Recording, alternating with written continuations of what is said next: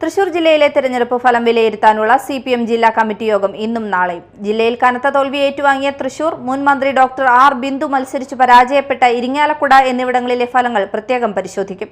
CPI മത്സരിച്ച കൊടുങ്ങല്ലൂരിൽ ഇടതിന്റെ ശക്തി കേന്ദ്രങ്ങളിൽ വോട്ട് ചോർന്നതും പരിശോധിക്കും. തദ്ദേശ തിരഞ്ഞെടുപ്പിൽ തിരിച്ചടിയുണ്ടായപ്പോൾ പാർട്ടിയുടെ അടിത്തറ ഭദ്രമെന്നായിരുന്നു വിലയിരുത്തൽ. ഇക്കുറി പാർട്ടി കോട്ടകളിൽ വോട്ടിടിഞ്ഞു. തൃശൂർ നിയമസഭാ മണ്ഡലത്തിലെ പരാജയത്തിന്റെ കാരണം കണ്ടെത്തി റിപ്പോർട്ട് തയ്യാറാക്കാൻ CPM ജില്ലാ കമ്മിറ്റി ഓഫീസിൽ ചേർന്ന തൃശൂർ ഏരിയ കമ്മിറ്റി യോഗത്തിൽ ജില്ലാ സെക്രട്ടറി നിർദ്ദേശം നൽകിയിരുന്നു.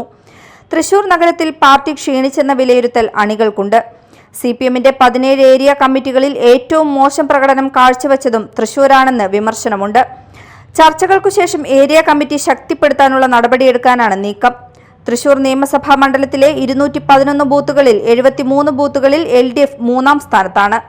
10 ബൂത്തുകളിൽ 50-ൽ താഴെ വോട്ടുകളാണ് ലഭിച്ചത്. 11 ലോക്കൽ കമ്മിറ്റികളും 161 ബ്രാഞ്ചുകളും അടങ്ങുന്നതാണ് തൃശൂർ ഏരിയ കമ്മിറ്റി. കൂർക്കഞ്ചേരി ഒഴികെയുള്ള ലോക്കൽ കമ്മിറ്റികളും 145 ബ്രാഞ്ചുകളും തൃശൂർ നിയമസഭാ മണ്ഡലത്തിലാണ്. ഇടതു സ്ഥാനാർത്ഥി ആലങ്കോട് ലീലാകൃഷ്ണന് 26.97% വോട്ട് ലഭിച്ചപ്പോൾ വിജയിച്ച രാജൻ ജെ പല്ലന് ലഭിച്ചത് 48.55% വോട്ടാണ്. മണ്ഡലത്തിലെ എക്കാലത്തെയും വലിയ ഭൂരിപക്ഷമാണിത്. കോർപ്പറേഷൻ ഭരണത്തിലുണ്ടായിരുന്ന പാർട്ടി 12 സീറ്റിലേക്ക് ഒതുങ്ങി. 8 സീറ്റാണ് CPMന് ലഭിച്ചത്. കഴിഞ്ഞ വട്ടം 1/4 ലക്ഷത്തിലേറെ ഭൂരിപക്ഷം നേടിയ പുതുക്കാടും അടിപതറി. ഇരിങ്ങാലക്കുടയിൽ LDF ഭരിക്കുന്ന 3 പഞ്ചായത്തുകളിൽ UDF സ്ഥാനാർത്ഥിക്കാണ് ലീഡ്. ചാലക്കുടിയിലെ LDF തന്ത്രം പാളിയതിലും ചർച്ചകൾ നടക്കും. കുന്നംകുളത്ത് വിജയിച്ചെങ്കിലും UDFന് 16,000 വോട്ടുകൾ കൂടി. ഗുരുവായൂരിൽ നാമമാത്ര ഭൂരിപക്ഷത്തിനാണ് വിജയം. CPI മത്സരിച്ച കൊടുങ്ങല്ലൂരിൽ ഇടതിന്റെ ശക്തി കേന്ദ്രങ്ങളിൽ വോട്ട് ചോർന്നതും പരിശോധിക്കും.